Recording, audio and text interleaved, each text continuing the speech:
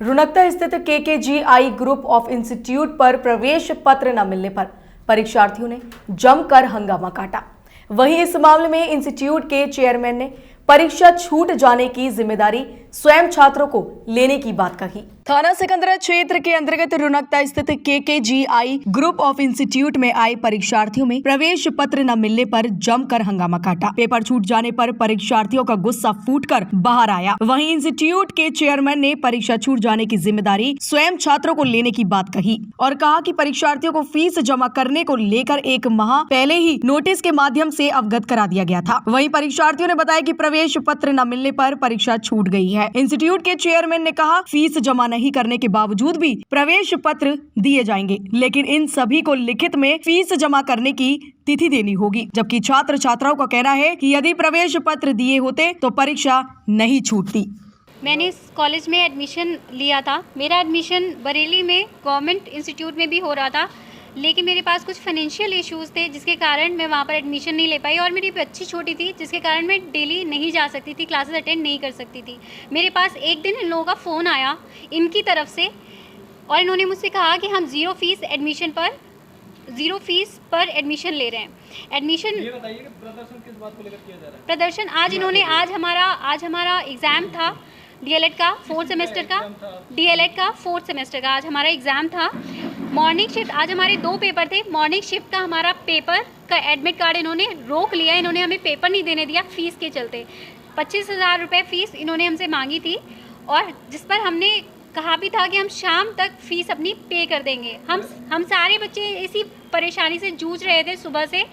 कुछ बच्चों के पास जितने भी किसी के पास 5,000, 10,000, 20,000 जितना भी अमाउंट था वो सब रख रहे थे इनके आगे लिटरली कि हम अभी ये दे रहे हैं और बाकी जो रिमेनिंग है वो शाम को दे देंगे, मगर आप हमारा एडमिट कार्ड ना रोकें। एडमिट कार्ड किसी के रोके नहीं गए, सभी रोके हैं सर। नहीं सर, जिनकी फीस बकाया उनके एडमिट कार्ड अभी रुके हुए हैं, ये बोल रहे हैं सर कि हर किसी के घर में कुछ ना कुछ प्रॉब्लम्स होती हैं। अगर किसी के घर में प्रॉब्लम्स ना हो तो वो फीस ही ना लेकर आए। आप मुझे बताइए, कोई अपना पेपर छोड़ना चाहेगा?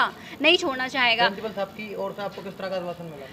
प्रिंसिपल सर ने ये कहा है कि हम एक एप्लीकेशन लिख कर दें और उसमें हम एक टाइम लिख कर दें कि इस टाइम तक वो फीस हमें पे करनी है और हमें एग्ज़ाम वो देने मतलब एडमिट कार्ड दे देंगे और ये जो रिमेनिंग एग्ज़ाम्स हैं वो हम दे पाएंगे। लेकिन हम ये चाहते हैं कि जो हमारा पेपर छूटा है आज का मॉर्निंग का, उसका ज़िम्मेदार सिर्फ और सिर्फ ये के ग्रुप है और हमारा इसका ये अब हमारी डेफिनेटली पेपर नहीं देने दिया गया तो ये हमारी बैक लगेगी।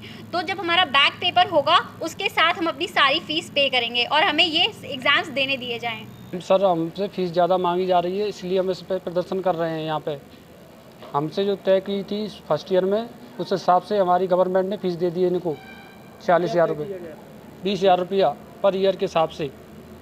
अब क्या कुछ अब आपको हमसे आश्वासन मिला उनकी ओर से? हमारी तरफ से इस साल स्कॉलरशिप नहीं आई सेकंड ईयर में, तो हमसे पूरा पैसा मांगा जा रहा है। इतने रुपए दो, कितने रुपए मांगे जा रहे हैं? 40,000 रुपये दो। हमारे पास फीस नहीं है तो हम कहाँ से दें? स्कॉलरशिप पे एडमिशन हुआ था हमारा इस कॉलेज में।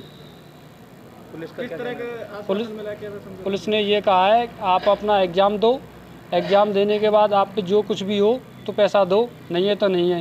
ये प्रिंसिपल की ओर से आपको किस तरह का आश्वासन मिला है? प्रिंसिपल की तरफ से ये आश्वासन मिला है कि आप एग्ज़ाम दो और आप डिग्री लेने आए तब पैसा नहीं देना। तो अब क्या कुछ कहना चाहोगे? मुझसे ये लिखित में मांगा गया है कि आप हमें लिख के दें जो पेपर छूटा है उसका अगली बार पेपर एग्ज़ाम दें। ये इनका प्रदर्शन ये है कि सरकार द्वारा बीटीसी की निर्धारित फीस 41,000 प्रतिवर्ष है, तो इनका 2 वर्ष का कोर्स समाप्त हो चुका है और इन्होंने द्वितीय वर्ष की अपनी फीस जमा नहीं की है, जबकि कॉलेज ने इनको 41,000 में भी 16,000 की छूट देकर केवल 25,000 फीस इनसे जमा करने के लिए अकाउंट में कहा है, जो अभी तक इन्होंने जमा नहीं की है। केवल इतना इशू है। हमने कहा आप फीस जमा कीजिए, हमने नोटिस भेज चुके हैं पहले। सर बच्चों को ये कहना है कि एडमिट कार्ड जारी नहीं किए हैं, हम अपनी परीक्षा से वंचित रह गए। देखिए ऐसा है कि इन्होंने कई बार हमको एप्लीकेशन दी और पहले परीक्षाओं में हमने इनको कभी भी रोका नहीं, लेकिन अब ये इनका अंतिम परीक्षा है। अंतिम परीक्षा से पूर्व हमने इनसे फ़ीस जमा करने के लिए 1 महीने पहले फिर नोटिस भेज दिया, लेकिन अभी तक इन्होंने फ़ीस नहीं जमा की। जिन छात्रों ने फ़ीस जमा की वो सभी छात्र परीक्षा दे रहे हैं। सर बाहर से आए हुए छात्रों को कहना है कि आज से एग्जाम चालू हो और एडमिट कार्ड नहीं दिए, पता नहीं एडमिट कार्ड सबको दिए गए हैं, एडमिट कार्ड किसी का नहीं रोका गया। लेकिन जिन छात्रों ने बिल्कुल फ़ीस जमा ही नहीं की, 25,000 में भी 1 रुपया नहीं जमा किया है, उनका केवल उनको ये कहा गया है आप फ़ीस तुरंत जमा कराइए और जाके एडमिट कार्ड ले लीजिए। सर क्या मामला है स्कॉलरशिप का? स्कॉलरशिप बंद हो गई है बच्चे के? नहीं, ऐसा है, देखिए स्कॉलरशिप का तो ये है कि जैसे मान लीजिए जो बच्चे योग्य नहीं थे उनका स्कॉलरशिप सरकार देती नहीं है, नहीं आया, और जो योग्य थे उनकी आई है।